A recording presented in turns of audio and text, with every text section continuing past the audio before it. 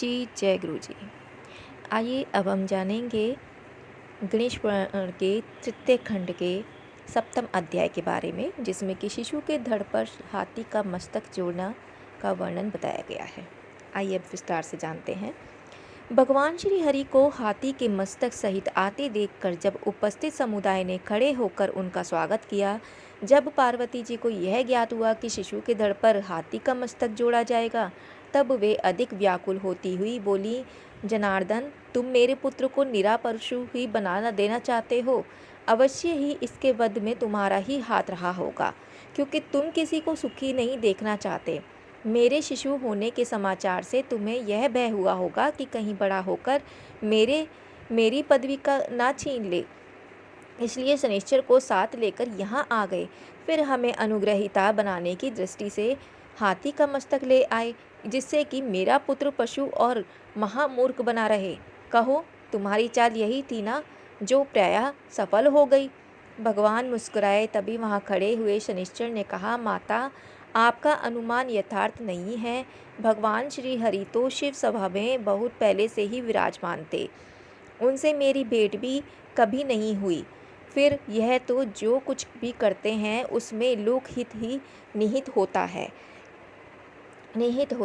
तब यह किसी भय, आशंका पक्ष अथवा प्रमादवश भी ऐसा कर सकते थे।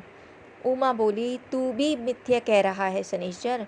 जब तू नीची दृष्टि किए रखने के कारण किसी की ओर देखता ही नहीं, तब तूने भगवान श्री हरि को वहाँ बैठे हुए किसी प्रकार देख लिया। इससे यही प्रतीत होता है कि मेरे पुत्र की हत्या के षड्यंत्र में तुम भी सम्मिलित रहे हो और तुमने जानबूझकर ही मेरे पुत्र को मार डाला है। शनिदेव ने अत्यंत विनयपूर्वक कहा, जगजननी, आप शंका मत करिए। चाहे मैं किसी और नहीं देखता तो भी बोलचाल को सुनकर किसी को भी सरलता से पहचान सकता हूँ। आँखों से काम नहीं लेता तो क्या मेरे कान ही समूचे दृश्य को मस्तिष्क तक पहुँचा देते हैं।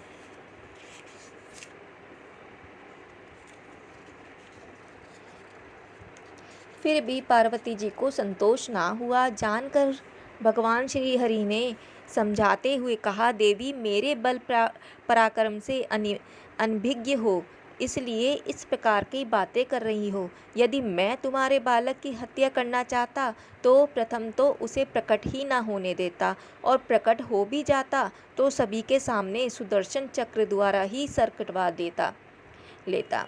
विश्वास करो पार्वती, ऐसा ग्रहित कार्य कभी मैं नहीं कर सकता।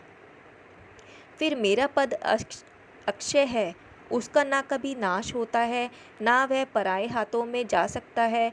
मेरे ही समान ब्रह्मा जी और महादेव जी के भी पद में जिनके अधिकारी निरंतर वहीं रहते हैं, कोई अन्य नहीं होता। ब्रह्मा, विष्णु, महेश, यह तीनों ही परम शक्तिमान हैं, जिनका कार्य क्रमशः सर्गोक्ति, पालन और प्रलय है। भला इन कार्यों को अन्य कोई करेगा भी तो कैसे?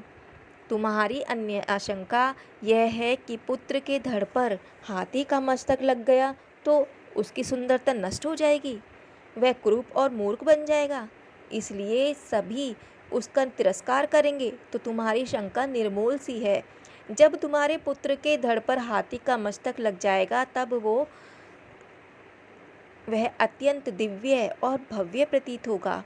उसकी सुंदरता अद्वितीय और दर्शनीय होगी। बस ऐसा लगेगा कि कभी यह रूप देखा ही नहीं। उसका रूप अत्यंत मनोहर रहने के साथ ही उसमें अद्भुत बुद्धि रहेगी। सुर, असुर, यक्ष, किन्नर, गंधर्व, नाग एवं मनुष्य आदि में कोई भी इसके जैसा बुद्धिमान न होगा। इसमें लोकोपकार करने की भी प्रबल शक्ति और सुमति होगी। जब लोग इनकी महिमा को समझ जाएगा, तब इससे विद्या बुद्धि की याचना करेगा और अपने भक्तों को सदैव संतुष्ट करेगा और प्रथम पूजा का अधिकारी होगा। भगवान श्री हरि के तर्कसंगत वचन सुनकर देवी पार्वती चुप हो गई। उन्होंने उत्तर नहीं दिया क्योंकि उनका मन अभी शांत नहीं हुआ था। भगवान ने उनका उत्तर प्राप्त हुए बिना ही हाथी के मस्तक को शुद्ध जल से स्वच्छ करके शिशु के धड़ पर रख दिया। इसमें प्राणों का संचार हुआ और नेत्र खुल गए। गजमुख हुआ बालक चारों ओर आंखें चलाता हुआ देखने लगा। सभी उपस्थित नर नारी प्रसन्न होकर गजानन भगवान की जय बोलने लगे। आइए आगे जानते हैं श्री हरि द्वारा पार्वती को समझाना। मन से क्या बेमन से माता को भी हर्ष व्यक्त करना पड़ा। उनके स्तनों से दूध उतर आया तो वे गजमुख को गोद में लेकर स्तनपान कराने लगी, परंतु पार्वती के चित्त में उसके प्रति अधिक स्नेह जागृत ना हुआ। जानकर भगवान श्री हरि उन्हें पुनः समझाने लगे। ब्रह्मादि कीट पर्यंतम जगत भुक्ते स्वकर्मणः जगद्बुद्धि स्वरूपासी त्वं न जानासि किम शिवे। अर्थात चतुरानन ब्रह्मा जी से कीट पर्यंत यह संपूर्ण विश्व अपने ही कर्मानुसार भोगों को प्राप्त होता है। हे शिवे, आप तो स्वयं ही इस जगत के लिए बुद्धि स्वरूपा हो, अतः आप किस सत्य से अनभिज्ञ हैं, अर्थात सभी कुछ जानती हैं।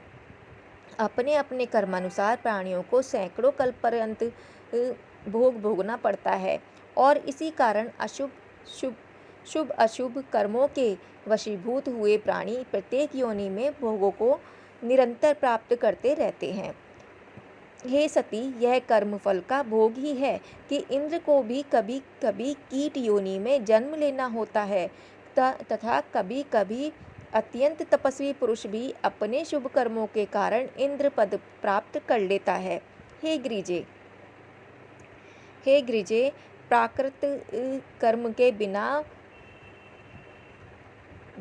बिना सिंह किसी मक्खी को भी नहीं मार सकता। इसके विपरीत पूर्व जन्म के प्रथम कर्म के फलस्वरूप एक मच्छर भी हाथी को मार डालता है। कर्मों के फल से ही सुख दुख भय शोक एवं आनंद की प्राप्ति होती है।